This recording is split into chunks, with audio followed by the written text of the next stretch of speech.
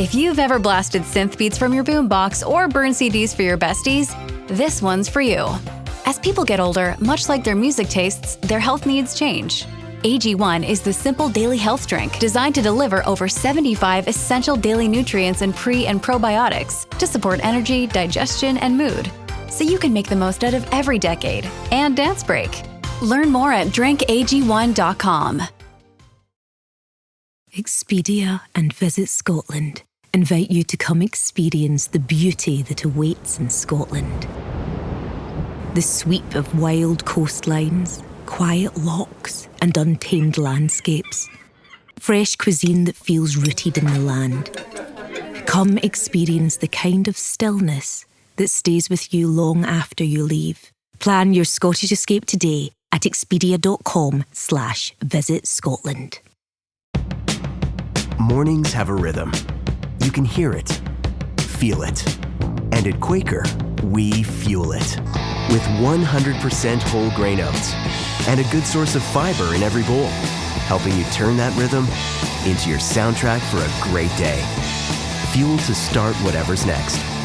Quaker, official sponsor of FIFA World Cup 26.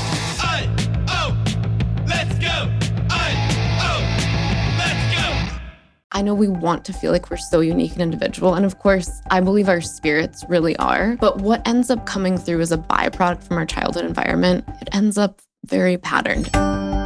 Is there a preferred brain pattern, or is it just the brain pattern you have and there's a way to work with it? Part of what makes this strong cluster of entrepreneurs and leaders, they are about as close as you can get to being able to establish objective reality. And there's a strong willingness to take self-accountability. Most human beings are unable to tell the truth because they can't actually see objective truth. There's always some distortion involved that is a byproduct of childhood environment. I've seen some people with such challenging backgrounds that are amazing. People who have like the perfect background and one thing tips them over the edge. The more stable and loving your home life is, often the worse output as an adult. Hey, I'm JJ Virgin, PhD dropout, sorry mom, turned 4-time New York Times bestselling author. As a certified nutrition specialist, fitness Hall of Famer, and globally recognized leader in health, I'm driven to keep asking the tough questions and use my podcast to simplify the science of health into actionable strategies that help you thrive. Want an ad-free experience? You can now subscribe to my exclusive VIP podcast at subscribetojj.com for just $4.99 a month or $49.99 a year. It's like your daily latte, but better for your health. I'd also love to hear your thoughts on the show. And here's the fun part. When you send me your review, I'll reply to you using my on-demand virtual me. That's right, my team and I created a virtual JJ packed with my books, speeches, and wisdom so I can personally connect with you. Here's how you do it. Subscribe and leave an honest review of the podcast. Take a screenshot of your review. Text it to 813-565-2627. That's 813-565-2627. My virtual JJ will reply directly. And trust me, this will make your day. So subscribe now at subscribetojj.com and text me your review. Let's keep thriving together. Have you ever wondered, why do I keep doing the same thing, even when I know better? Here's the answer. You're not broken. You're programmed. And your programming can be rewritten. In fact, the first step of it is decoding it. And that is what we are going to do with my guest today, Bizzie Gold. She helps people rewrite the deepest instructions that have been running their lives, these emotional and often invisible patterns behind why we choose what we choose, why we react the way we react, and why we stay stuck in situations even when we know they're hurting us. This is a really interesting conversation with an interesting person who didn't come through traditional psychology or psychiatry or mental health training. The reality is that might be her greatest advantage. And this is especially for you if you feel like you're doing everything right, but you still can't get the life or the health or the relationships you want. A lot of this stuff that's been driving your behavior, it's not conscious. It's actually conditioning. It's old programming. So I will be right back with Bizzie Gold, and we've got a special surprise for you too, where you're going to be able to uncover some of this for yourself. So stay with me. Bizzie Gold, welcome to the studio. Thank you so much. I'm glad to be here. Well, this is going to be a fun topic because we're going to talk about how to unlock your patterns. But before we get there, I'd just love to set the stage as to how the heck you got to where you are, because you weren't the product of the traditional healthcare system where you go through and you decide you're going to become a psychiatrist or a psychologist and go through all the training. You came from the outside. How did this create an advantage for you? When you go through the academic system, you're often taught what to think, and you're taught fundamental building blocks that can create something called paradigmatic entrenchment, where you can't see outside of what you've been taught to see. And I think to some large extent, there is a cultural climate of believing you'll be ostracized by your peers for daring to ask the wrong questions. Because you will be. You will be. Quite often. So I think when I look at any problem in the world, sometimes it's easier to see what caused the system to break when you're not so close to it. A good example, if you look at it in terms of an analogy, if somebody was close enough to a wall that had black and white pinstripes, if you were close enough to the black, you might say this wall is black. But the more you step back, the more you realize there's actually other things going on with the wall. So I think my childhood gave me a unique ability to spot the patterns and the cracks in the system, and the self-trust and self-efficacy to keep driving toward a goal of solving the problem of self-deception. Yeah, it is interesting having started in academics and seeing myself. I've always been a little bit of a rule-breaking rebel, and we were being taught things that just intrinsically, I was personal training people to pay my way through school. I knew were not true. But boy, when you try to argue that or share a difference of opinion, it is not a popular thing. So I would hope that everyone can be critically open-minded, because I think the most interesting things quite often come from outside the system. Like you look in the training world, a lot of the bodybuilders were doing things that then the academics went and started to do studies on. So I love that you have all of this real-world experience. And it sounds like it started when you were a child. So what happened there? I grew up with a mom that struggled with mental illness. And when you're a child, you don't understand the concept of mental illness. You just know the behaviors that you're experiencing and the environment that you're in. So it was hard for me to reconcile that I could say something to my mom about something she had done, and she would essentially pretend she never did that. So an example of this could be if she was really upset at something, she might throw whatever was around her. And this mental illness was so pronounced that she could quite literally throw a brass candlestick at me, and I could have a bruise or a mark, and I'd say, "Mom, why did you do that?" "I don't know what you're talking about." Just like complete flat out denial, even when faced with a very clear factual record of something she had done. I grew up most of my life kind of just feeling like there was some big cosmic joke being played on me, because I didn't understand that somebody could be so deep in their own self-deception that they couldn't see their way out of it. And that paradigm shattered for me when I watched the movie Fight Club at age 13. Have you seen that movie? No, I haven't, but I heard you talking about it. I'm like, I never knew what it was about. I just didn't like the name of the movie, so I didn't go to it. Cinematic masterpiece, very beautiful. David Fincher was the director. I saw it when I was 13, and in the very last scene, sorry everybody, I'm going to ruin the plot, you find out that the two main characters that you've been watching unfold the story of the whole movie are actually the one person, and they just don't realize that they are actually one person. And it was just this one instantaneous light bulb moment of, oh my God, my mom isn't trying to ruin my life. Right. She has no idea that this is all happening. She's so deep in self-deception. And it just set me off on a mission to try to understand what causes self-deception and how that self-deceptive pattern can be so deep that somebody would not be able to confront it even when all of the evidence is stacked against them. I think of that movie, Beautiful Mind, similar type of thing. Absolutely. I grew up with Beautiful Mind. I grew up with a very schizophrenic brother who had the things going on downstairs. Like there was a whole war room going on downstairs. And my parents telling me that he was just shy. And it is very difficult when you're around these things. That's why I'm amazed. You're like an 80-year-old person in a 10-year-old's body, because it's so hard to discern fact from fiction and know what's real. One of the things that the methodology that I've created does, and in particular, the algorithm that I developed, it tracks early childhood inputs and how they correlate to outputs in perception of reality, emotional response, and behavior. So it tracks 9 different markers. And in my life, and this is possibly a little fork away from why you potentially turned on yourself first, like, am I crazy? Because I never went to the am I crazy? My parents told me I was. Right? Right. Sometimes when there are enough trust breaks early on, instead of trusting my primary caregivers and thinking maybe they know something that I don't know, I had already broken that trust with them. So I had already kind of reached this level of hyper independence where it was just I was already a lone wolf at a very early age. So I don't think my brain gave me any other option but to trust my own experience in that moment. Whereas if my parents might have done some things that allowed me to gain their trust in certain areas of life, I perhaps would have been more willing to maybe turn on myself. So actually, it was a good thing for you. Yes, it ended up turning out well for me. And one of the things that I have found over the 12 years of studying this body of work is, ironically, the more stable and loving your home life is, often the worse output as an adult. Really? Yes. Wait, okay. Go deeper into that's that. a tough one. One of the things that we do in Break Method is we scan 200 different historical data points. So an example would be in maybe a typical therapy container, you'd be asked questions that are more narrative-based about your life story, your feelings, and your subjective interpretation of the experience. Break Method focuses solely on historical data because it's built off of the supposition that most human beings, similar to my mom, to varying degrees, are unable to tell the truth because they can't actually see objective truth. There's always some distortion involved that is a byproduct of childhood environment.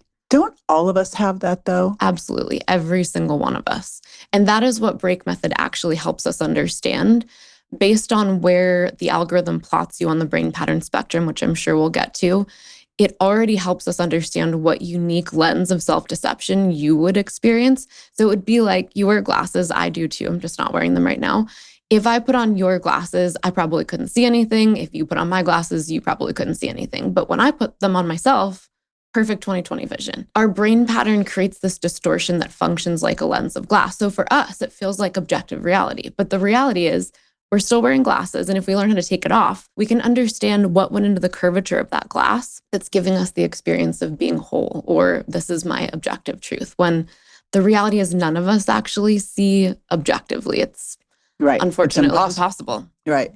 So how did you figure this all out? I have to say, and I know that this isn't the answer that a lot of people want to hear, but I think many people who have stumbled upon something and have invented something that didn't exist before, there has to be something spiritual and out of this world involved. And that was certainly the case for me. I don't think this is something that I personally, Bizzie Gold, can take credit for. I think many people that find something new or novel, they stumble upon it because they had the right experience, they were in the right place at the right time, and they actually had the courage and commitment to actually keep pushing the boulder up the hill. Because when you're inventing something that didn't previously exist, everyone's against you. I'm hated and loved, both, very polarizing. And it's been that way for the majority of my career. Thankfully, I've gotten tougher as I've gotten older, and that's helped. There is no one out there doing amazing things who is not both loved and hated. It is the necessary polarity. It is one of those things, I coach a lot of healthcare practitioners. I'm like, if you really want to change the world, you're going to have haters. And it's the hardest thing. I'm like, if everyone loves you, you've got, you haven't done anything remarkable, because just in doing that, there's going to be likely half the people that go, oh my gosh, this thing. And I fully believe that. I know that my really important downloads and ideas come when I'm quiet, when I'm in meditation, or when I'm out walking. Or literally now I can go to a Joe Dispenza retreat and just get in the building, and the energy is so high, it just starts going whoop. So I'm with you on that. And I think we've got an audience that gets that too, that knows there's something bigger out there than us. So this thing came through you. How did this all happen? I was actually having an argument with one of my dear friends at a coffee shop, who I actually happened to be seeing in a few hours, which is exciting. We were having this argument about the nature of emotion being either feminine or masculine in nature, like a conversation topic that you would never think would crack this wide open. And yet somehow, in arguing with her about this, I all of a sudden start seeing a diagram. So I grab a napkin and a pen. I'm trying to draw out this diagram. And it ended up being one of the keystones of my body of work. I just didn't know it at that exact moment. So in starting to argue with her about that and have her understand what I was trying to draw, I stumbled upon something that I now call Eli in my break method work, which is how we interrupt emotional response with a series of logical questions to actually allow us to be able to respond both to the present moment, but also be able to access intuition. Because I don't think, example would be, and it's certainly true of how I created break, I think we were all meant to have the ability to act on intuition. But because for many of us, our childhood environments damages our self-trust, we're not able to quite tap into that frequency. And then even if we do, we're certainly not able to take action on it. And I do think that that's one of the reasons, thankfully, I had just the right blend of early childhood trauma that I did have a high level of self-trust, which is why when some of these things come through, I'm willing to commit to them and maybe go through the period of unknown, whereas somebody might discern an intuitive message and be like, I'm not so sure yet, right? The desire to have something feel more controlled or perfect before they take action. I've always been a take action, messy, and figured out as you go along. I am just thinking about how contrarian your belief is about, you've heard of ACE, of adverse childhood experiences, and how these things play out into our adulthood and how problematic they are. In fact, what you're saying is very different than that. So I don't think that they necessarily are contrary to each other, but we're looking at different things. So I'll give you an example. We have scanned over 15,000 people. And when you say scanned, how are you scanning brain them? pattern mapping scan is going to run you through those 200 historical data points. And what if you can't remember? So these are all things that are easy to remember. So example would be like, were your parents married? Were at what age should they get divorced if they So it's divorced? Almost like an ACE thing, but exactly. longer. So it's all when I say historical data, there's nothing that's really up for interpretation. So there really isn't anything that technically you wouldn't remember. And any area where there could be something vague, for example, let's say somebody started off in foster care and then eventually moved in with a household. The brain pattern mapping questionnaire accounts for all of those sort of items so that no one ends up just kind of in no man's land in the middle. So your aggregate responses to those 200 historical data points are what actually run the predictive model for us to determine which side of the brain pattern spectrum you're on. And out of all of the 8 billion people in the world, we have found that there's actually only 8 brain pattern type variances. So it'll basically put you out into the brain pattern spectrum, which is divided into left and right halves. There's 2 primary patterns on the left and 3 primary patterns on the right. When we look at this data, what we've found is that there's a Goldilocks and the 3 bears, if you will, level of trauma that actually correlates with a high level of self-trust, a high level of self-efficacy, independence, feeling like you're very driven by purpose, perhaps toward workaholism, which is why also this cluster of people tend to be very successful. And they tend not to need to know what's going to come next because their childhood environment certainly didn't allow for that. If there's a constant experience of chaos, you have to become adaptable and you have to be willing to figure things out as they go along. All of these qualities end up correlating to somebody reporting a very good quality of life. Now, on the flip side of this, when you see people who are raised in a loving, stable home where they didn't experience any trauma, perhaps what they would describe as their biggest traumatic wound was favoritism with siblings, or one sibling having access to something that they didn't have, getting their pony ripped away. And when you think about these things, if you've experienced a lot of trauma, you look at these and be like, oh, it sounds like a breeze. The sad thing is, in trusting their parents, and their parents often either enabling or creating some sort of entitlement quality, these kids end up not trusting themselves. They become dependent rather than hyper independent. Some struggle with codependency. Some struggle all the way to complete dependency where they just don't leave the house because they're so dependent on their parents that they don't know how to live independent lives. And their parents often praised mediocrity. So now the kids don't realize that they kind of suck at things, and they've been programmed to believe that they can just be the victim and it's everybody else's fault, when really your parents coddled you and you didn't actually learn that you were mediocre and you didn't learn at the right time how to push yourself, whereas those on the left often did push themselves. I wonder too, how it seems like every decade there's a different parenting style in place, and then you see the ramifications of it and all the kids. Everyone gets a trophy. Oh yeah, everyone's a winner. It is a disaster. And in Break Method, we do track generational patterns. I think one of the things we're seeing now is that many millennials and slightly early kind of Gen X millennials in an effort to try to parent differently than we were parented. Many have pendulum swung too far to the other side, and they've become much more attachment parenting, overly available, overly coddling, not a lot of boundaries. So those are the kids that won't leave the house, right? Not leave the house, and sadly are more predisposed to struggle with mental health issues, addiction, suicidal ideation, gender dysphoria. When we track all of those client data points, they are almost exclusively correlated with great homes, great in air quotes. And I'm going to say this, those on the left side of the spectrum that did experience kind of this right mix of trauma input, this doesn't mean that they aren't struggling in their intimate relationships, because frankly, that is where they are most likely to struggle. That doesn't mean that they might not struggle with addiction. They could have very addictive personalities. Workaholism is just one form of addiction, but that could spill into other things. But what I'm referring to is self-reported quality of life. The people on the left, even in the midst of relationship woes, they love what they do. They know who they are. They don't need the world to validate who they are. And because of that, you have an experience of loving your damn life. And that is where we see the highest concentration of both entrepreneurs and the top 1%.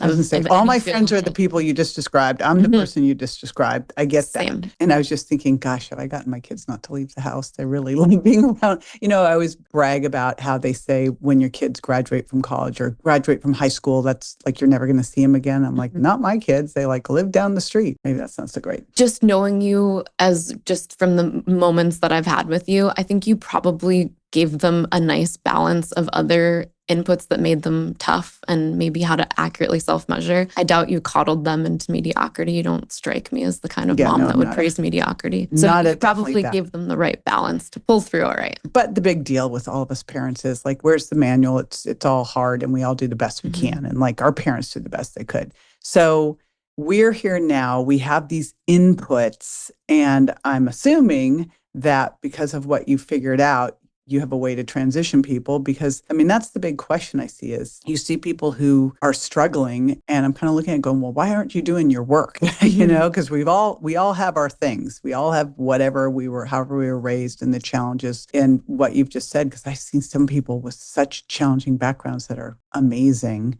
People who have the perfect background and one thing tips them over the edge, which I always thought was more that they didn't build the stress resilience. Yeah, the resilience is the key. There's a way to reverse engineer based on the data sets that we have, what inputs you effectively have to give your child to put them in the right spot on the brain pattern spectrum, because it is sadly very formulaic. Wow. So I love formulas. I'm very left I brain. do too. Is there a preferred brain pattern, or is it just the brain pattern you have and there's a way to work with it? What happens with that? There are two sections on the brain pattern spectrum. So if anyone ends up doing brain pattern mapping, what you'll see when you actually go through your diagnostic eval is you'll see this brain pattern spectrum. So XY axis equal left and right sides. And there are two rectangles, one larger rectangle on the middle or the center left, and then there's a much smaller rectangle on kind of the far side of the right. These two rectangles are where we see the highest reported quality of life, entrepreneurship, wealth, strong families, all of the things that most people strive for.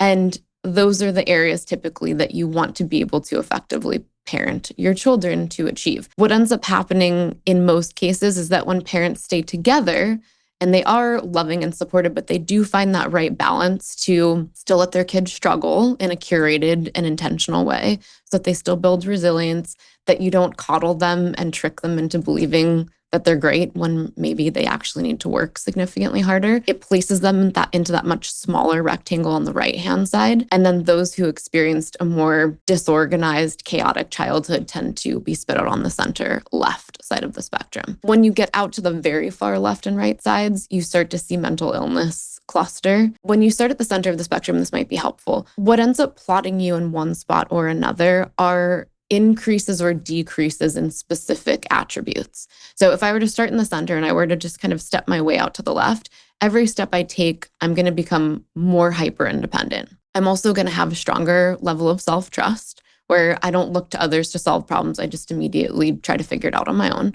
And as you can imagine, self-efficacy is going to follow self-trust. If I know what I'm going to do, I'm much more likely to just go and do the thing. You also start to see a very clear centering around purpose. That also tracks. If I trust myself and I'm going to do it, you build purpose in that, right? You look at problems and you're solutions focused. You go toward the problem. So those are all things that go up to the left. You also are going to see an increase in situational awareness. And I think this is really important because this is what ends up leading you toward pattern recognition. If you are aware of your surroundings and you're aware of the person in the setting, rather than fixating on what somebody's thinking about you, you're able to capture a lot of information. And in many cases, people that are in the center left, they also have a photographic memory. You're more likely to be present than your right side peers. We're able to capture all of the data and retell it reasonably accurately. I know we talked about how seeing objective reality is not possible. Part of what makes this strong cluster of entrepreneurs and leaders on the left is that they are about as close as you can get to being able to establish objective reality. And there's a strong willingness to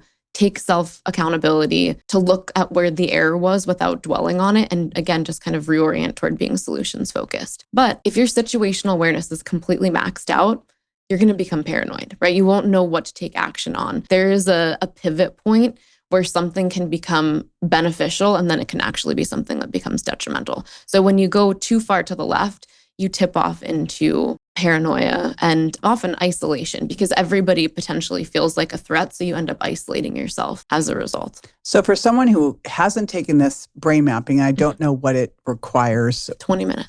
20 minutes. Is this like, what does it cost to do it? Like, it's $21.99, but I will give you a code for your listeners.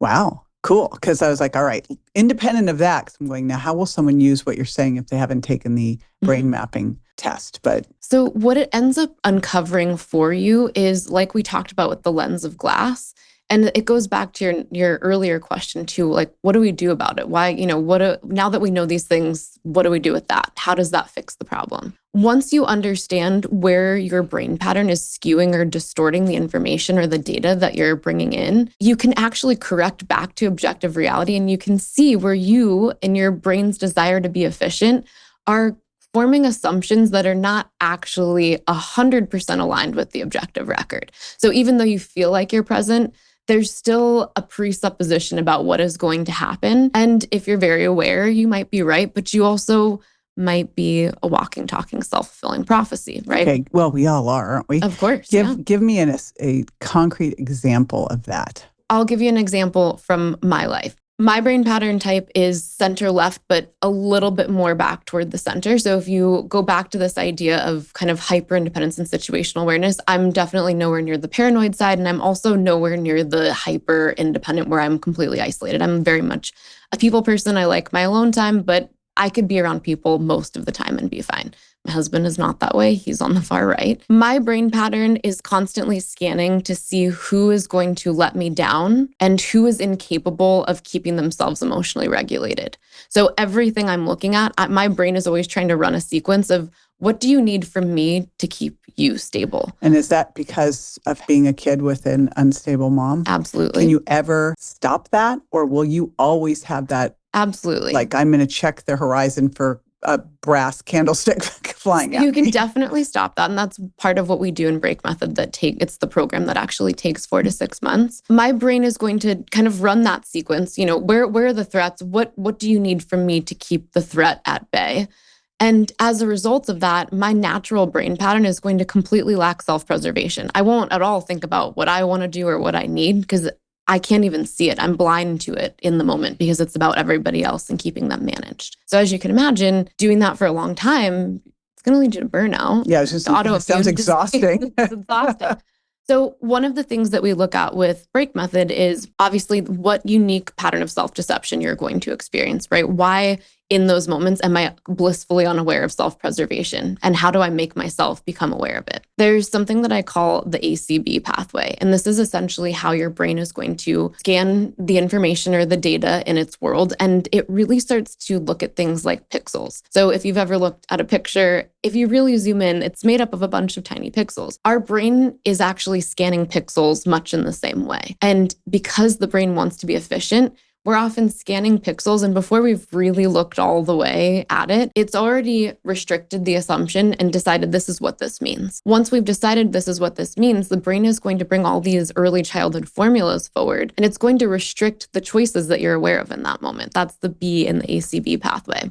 We move from an assumption to a conclusion. And as soon as we've concluded something, all of the possible choices that we have, it's like an aperture on a camera, it just shuts down and we can't see in that moment what our other choices are. This is why, an example, if somebody was struggling with addiction and you're sitting here telling me that you want to be sober, don't go buy heroin tomorrow. They could look at you and they could really in that moment decide, I really want to stop buying heroin. But what might they do tomorrow? Buy heroin. Go buy heroin. Yeah. What they're scanning for in their environment in that moment is going to restrict what behaviors they have available to them in that moment. In the mental, emotional state that they're in when you were talking to them, they really wanted to be sober. But something must have happened between where you were in that meeting and when they bought the heroin that suddenly made them decide, my only option here is to buy heroin. Similarly, I shared that my mom would throw anything that was near her. Same with my little sister, honestly. If I were that type of person and you said something that really offended me and I couldn't control myself, technically, all of my behavior choices, I could throw this at you, but I'm not like that. So don't worry, I'm not going to throw it at you.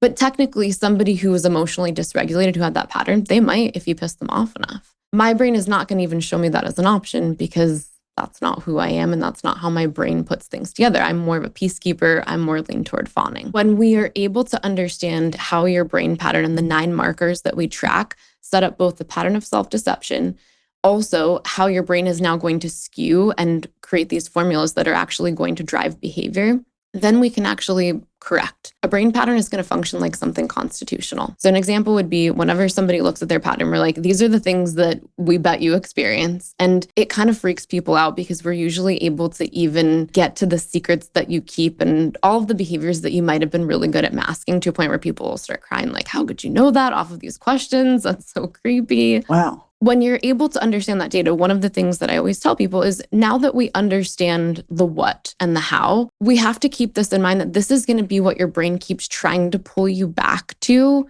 in times of stress, exhaustion, when life throws you a bunch of curveballs. But we're able to get you to effectively rewire where you're not that person anymore. You're How do able you to do that? actually, so that process is something that takes about 20 weeks. I shared with you that one of the very first diagrams I ever got was the Eli triangle. Once we understand the 9 markers, so the top 2 markers, I call it the neurocognitive funnel because I think in a lot of mental health containers, you try to fight behavior at the level of behavior where it's essentially like, don't do this, do that. Very ineffective because that requires willpower and not Same with not too diet. many people have willpower. Like these things don't work. I have a lot of willpower. I'm sure you do as well. So those things have been maybe less challenging for me than they are for some. But again, that goes back to brain pattern. Even based on someone's brain pattern type, I could tell you this person's going to do what you say, or this person's never going to do what you say. The opposite. Here's how you can work around it, right? Or this person is likely to do what you say in the early stages. And then as soon as we get to their transitional behaviors, you're going to be the bad guy that's trying to restrict them and put them back into eating disorder. So, because there are people that they'll do that. They'll put you on a pedestal, and then we can already see in their brain pattern typing, once they do that, you're going to become the bad guy in 3, 2, Wow. attack you online. So it predicts also early transitional and late stage behavior, which is important because example would be in an employee. An employee might show one side, and they show that side in the interview. Maybe they show that side the first 2 months that they work for you. But what happens as soon as they start to feel comfortable? We move into a transitional stage because they feel secure. We've now moved into a different iteration of who they are. And oftentimes that is not a behavior pattern that you actually would have hired for had you known about it sooner. Your LinkedIn feed can give you daily insights from your professional community. It cannot keep you updated on the daily office gossip. Oh my gosh, no way. It can help you stay informed on the latest news and trends in your industry. It cannot stop your boss from trying to start a new office trend. Who's ready for flip-flop Fridays? And while we can't stop all of the office jargon, Does this vibe with our collaborative lattice work metric? LinkedIn can start taking your career to new heights. LinkedIn is the network that works for you. Study and play come together on a Windows 11 PC. And for a limited time, college students get The best of both worlds. Get the Unreal College Deal. Everything you need to study and play with select Windows 11 PCs. Eligible students get a year of Microsoft 365 Premium and a year of Xbox Game Pass Ultimate with a custom color Xbox wireless controller. Learn more at windows.com/student offer. While supplies last. Ends June 30th. Terms at aka.ms/collegepc. Sounds like something you should definitely do before you get married. Absolutely. As you can imagine, opposites attract is absolutely true when we look at brain pattern typing. We do tend to marry our exact mirrored opposite. This can actually work out really well. If you have two people that are too close to each other on the brain pattern spectrum, they're highly likely to friend zone each other, because you're too similar to really create that spark or polarity. But as you can also imagine, when someone's on the left side and someone's on the right side, you fundamentally don't see the world the same way. And what you choose to do about what you're seeing that's already very soul and separate is often also at odds with each other. So one of my favorite memes, and this is certainly true in my marriage, in every relationship, when it comes to the dishwasher, one person is the Scandinavian architect and one person is the raccoon on meth. I'm a raccoon on meth. I'm a raccoon on meth. High five. Raccoon on meth. It's so funny to hear that. I got to tell this to Tim because literally I've gotten to the point where I pretty much just set everything on top because I know what's going to happen. I put it in there and he redoes the entire thing. Same with making the bed. Oh, yeah. Oh, making the bed. I said, were you in the military? Like, what is up here with this? That is all brain pattern type driven. So another example would be once I know precisely where somebody is on the left side of the spectrum, I can tell you whether you're likely to skew a situation positive or negative, right? And because there's positive and negative self-deception. I can tell you what your habits are around laundry, around scheduling, around meal planning, what you're like as a parent, because I know we want to feel like we're so unique and individual. And of course, I believe our spirits really are. But what ends up coming through as a byproduct from our childhood environment, it ends up very patterned to a point where when I train my therapist to do the practitioner sessions, there are certain diagnostic evaluations where certain pattern types will quite literally say the same exact thing at the same time, every time. And therapists are like, this is crazy. Have you heard of Taylor Hartman's color code personality? Okay, so when I met Tim, I made him take all these different assessments. And one of them was this color code. And it's that we have this predominant color that is our personality driver. And we've always been like this. And so we're a mix of colors, but there's one that's predominant. So red is the leader, and there's dirty and clean sides. Like the clean side of red, Mother Teresa, they'll change the world. The dirty side is like Hitler, and he's going to destroy it. Yes. And then there's like the peace, the white one, keep the peace, but they'll also have, they will not do anything for themselves because they don't want to get anyone upset. Blue is very intimate, relationships matter, but they're also harshly self-critical and worry all the time. I've got a blue son, and he came home with all A's and 1 B+, and I asked him about the B+, and he went in his room and sobbed. And I'm like, oh my gosh, I didn't mean anything. And then the yellows just want to have fun. They're great to be around, but they forget to show up. When we were doing this before, we had someone in the audience who scored as a red, and they were yelling at the guy who was giving the talk saying, I'm not a red, and the guy doing the talk was laughing because he goes, only a red would behave this way. Would do this, yeah. So it's so interesting with these things because they just help you kind of reflect. And I think in a way, create some peace for yourself. Like I've looked at what's going on with Tim when he has to reorganize everything has to be in its place and very regimented. And I just figured his dad died when he was 10. His mom died when he was 16 of ALS. He was with her for a year as she died. Absolutely horrific. He was the baby. His brother had to come back in. I thought this is his way of maintaining some semblance of control. That's what I figured. Absolutely. You either oppose through creating control, or you can also go the other way depending on other input factors where then you just say, life is chaos completely. So I'm just going to I'm going to be the chaos. His brother did. Yeah. So we tend to repeat or oppose, but very rarely do we do something in the middle. And that really speaks to what we have to do with the break work, which is if you figure out where you are, and I haven't gone into what makes the right side.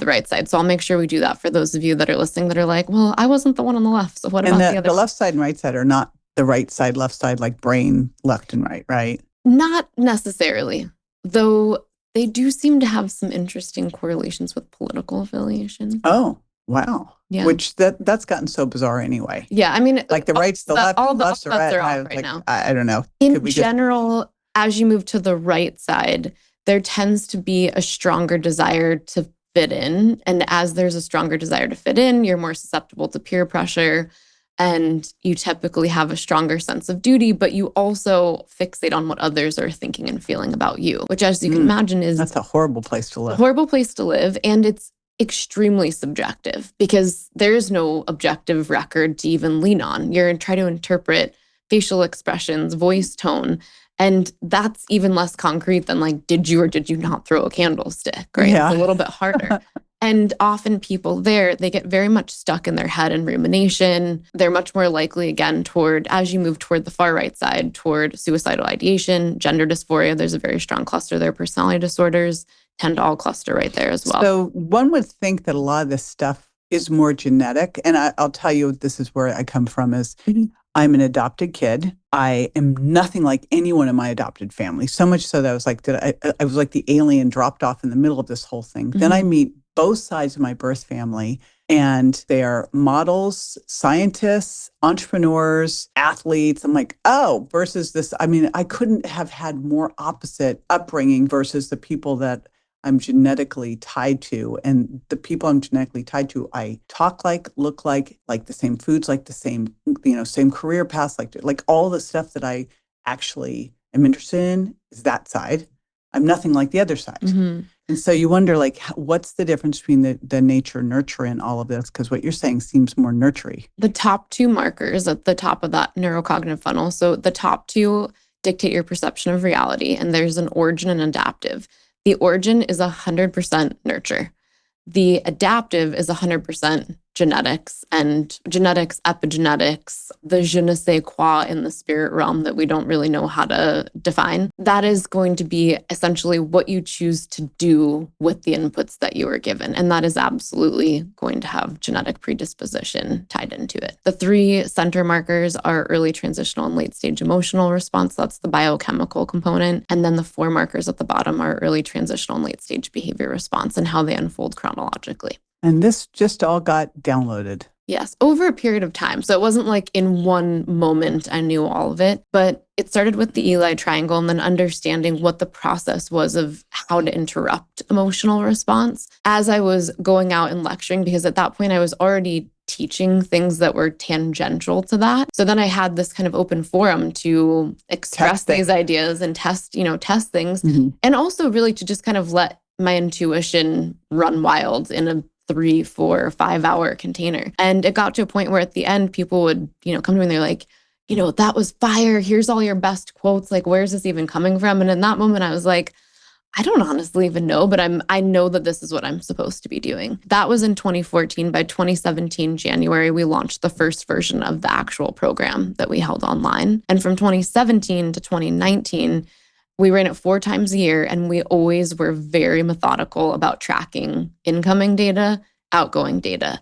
And for those years, I was watching the patterns go through.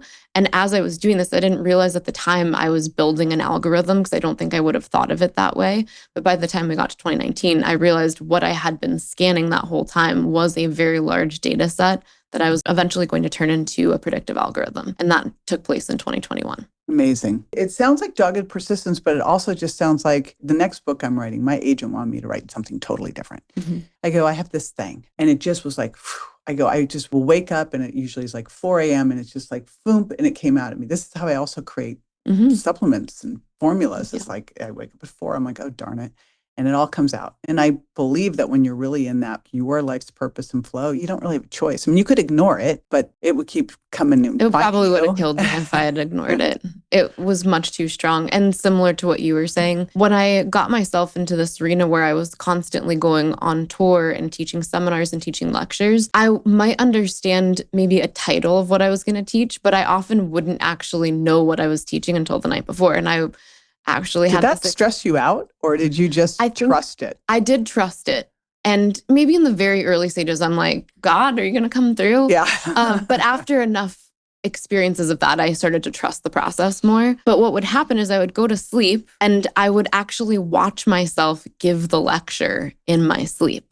So I would watch. I do this too. You do this too. I do this too. I would see all the visuals, and then I'd wake up and be like, all right, well, I guess we're awake now at 4:30, and I'd have to go create all the lecture slides. And this is how I created everything that I've done. It's hard with CME talks because you're not allowed to do this like everything just changed like the night before. But I'm so used to now just things are going to have to shift a bit.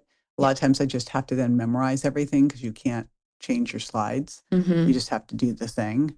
That's something that I've started to do as I've had to do more of that lately, which is I just create a really loose architecture and then I sometimes just add in, things always work so at out. least it's somewhat in the realm of what they're expecting. It does stress me out though a little bit. I still am at a point and I kind of go, it's all fine. This is how it always happens. And it always does. But you still have that little thing back there going, what if it doesn't this time? I'm naked on the stage trying to tap dance. One of the biggest speeches that I've done was actually in DC for a big event back in 2018. And that was the biggest crowd that I've ever spoken to. And still that night I went to sleep like, really? Nothing? Hello? Anything? Help me out. And of course, sure enough, 3, 4 in the morning, I got up, saw the whole thing. And it was still to this day, probably one of my favorite speaking engagements ever. But that one really waited till the very last second. I didn't even have a title. I had nothing. I was just like, well, we're doing this. We're committed. We're here. Not even a title. Yeah, usually I at least get a title. I got something to go on. I got some breadcrumb to follow.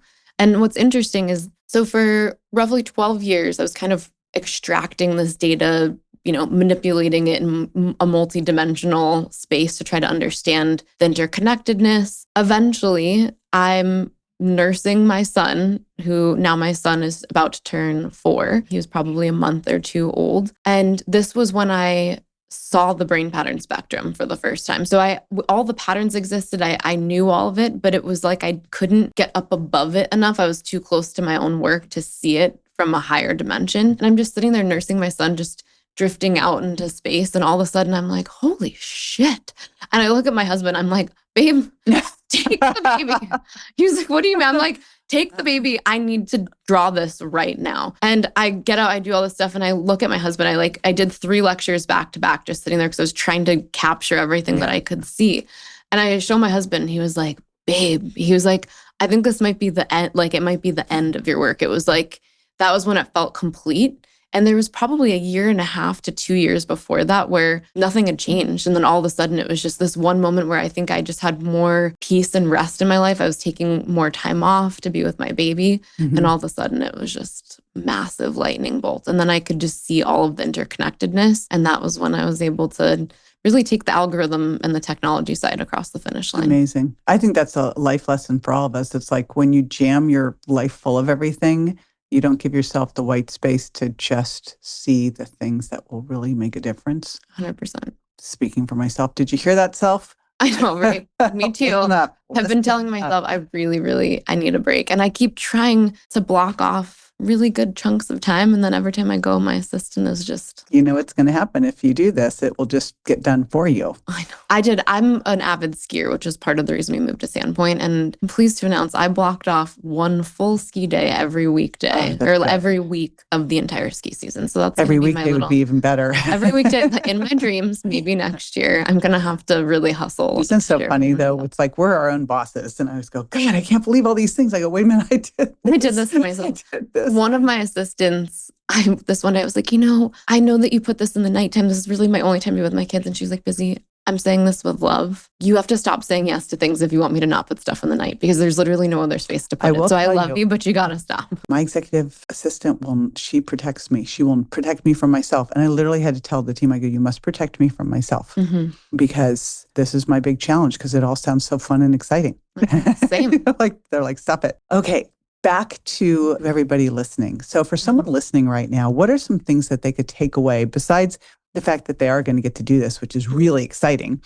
What are some things they could take away right now? Be happier, make some shifts, become more self-aware. Number 1 would be being very acutely aware of the input equals output scenario, because every single thing we do, if you are a parent with kids, if you have a partner, every word that you utter, every look that you give, there's an output for that. And if you've been with somebody for a long time, you've created some pretty deep ruts in your relationship. And here's what I want to say to you. And it's so hard. You have to pretend that every moment is brand new, which is... How do you do that? It's so hard. You've got to challenge yourself to understand what is the pattern that I'm currently in? So a simple way to look at this would be, let's say that somebody listening is in a partnership. You have a very specific way that you guys play ping pong together, right?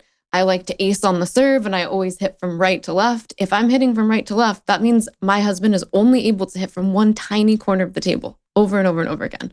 Because if I'm not changing, he doesn't have anything to respond to that's different. If I can try to backtrack and figure out what is our most common repetitive conflict, what do I do in this case? What does he do in response? You have to take whatever that formula is and consider it to be like a pattern of hitting across the table, and you have to do something different.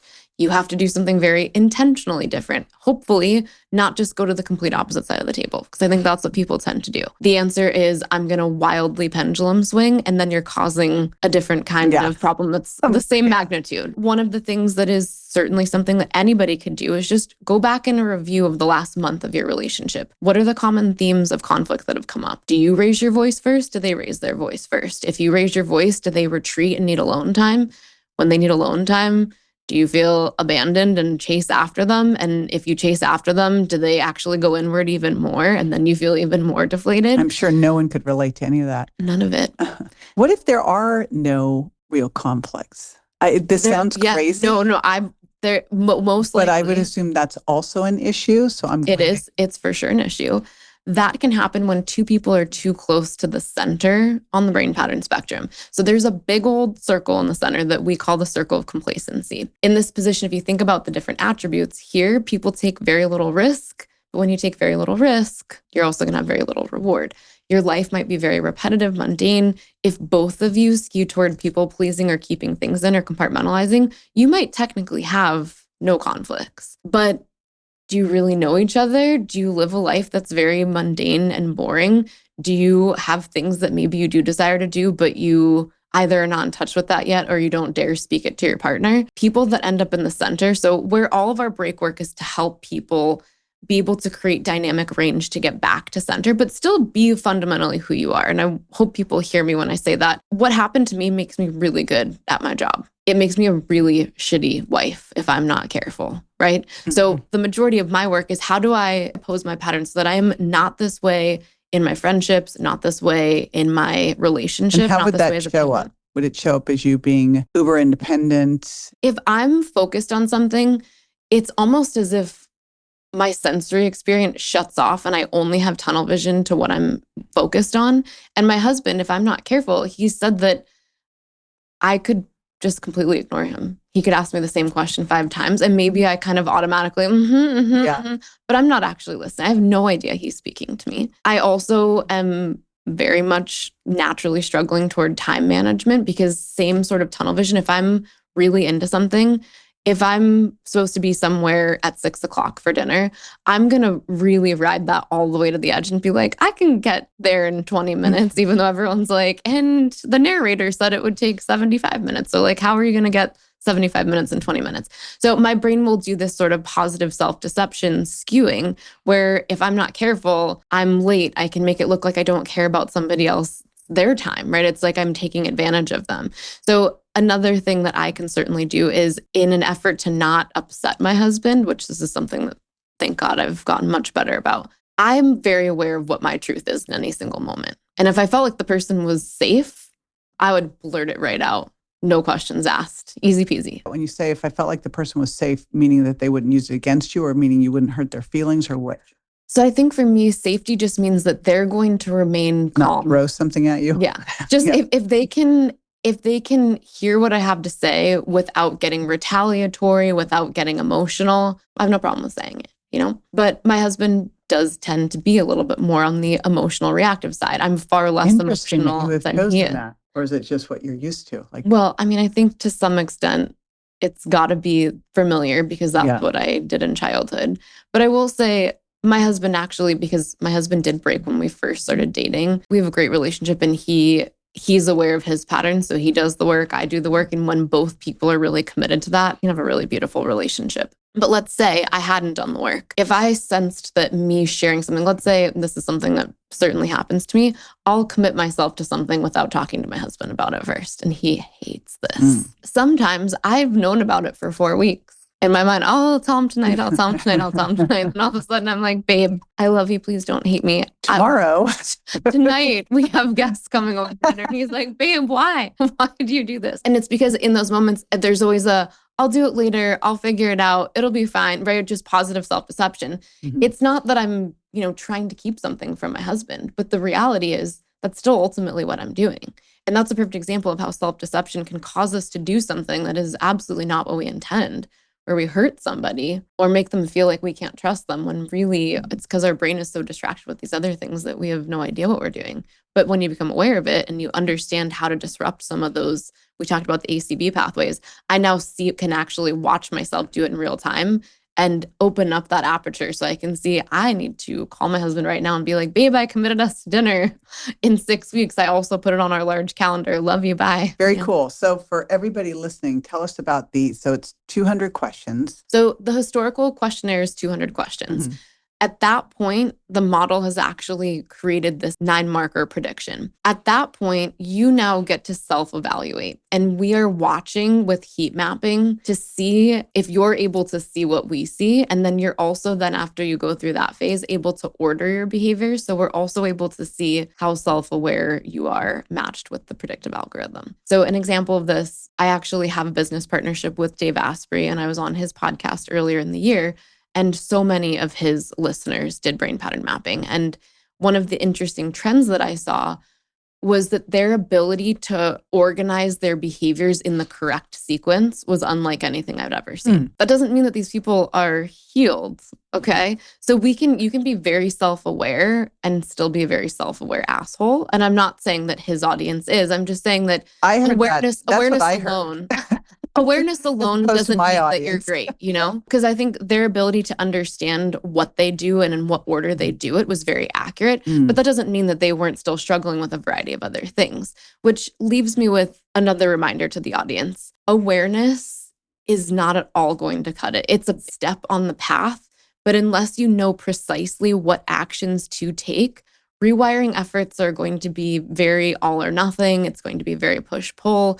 You're never going to really create that sustainable experience that rewires you for the long haul. And so someone goes through this test, they'll see that they have the awareness. If they wanted to go deeper, then you have coaching programs? Yes. So Break Method is an online program that you can do that takes anywhere from 4 to 6 months. If you want to do it with me, it's a little bit different than if you want to just do it with our team. And there's a variety of different options. There's an online only program, and then there's one to actually go through it with somebody. It's 6 one-on-one sessions, no matter what. So it's a very specific set sequence. If you look at it in contrast with mental health at large, much of the sessions are driven by narrative, which we already know are skewed and not actually all that helpful to what you're trying to break through. I never found it to help one bit. You probably spent more time trying to diagnose the therapist. This is just silly. Who are you? I don't need to rehash this. This isn't changing anything. Absolutely. Now, I did do some therapeutic plant medicine. That changed. Yes. That definitely helped. And it seems like these things could be all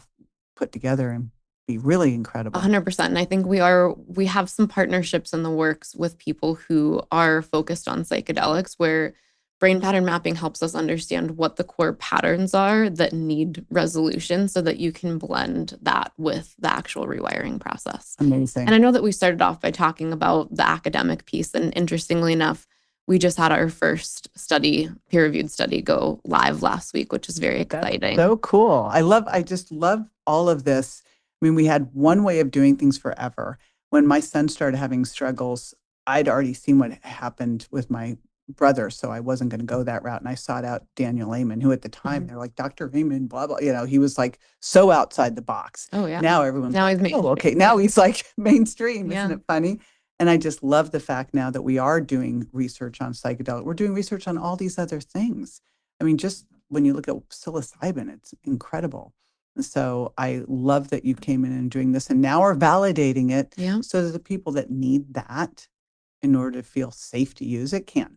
So exciting. I'm going to put the link to all of this at jjvirgin.com/Bizzie.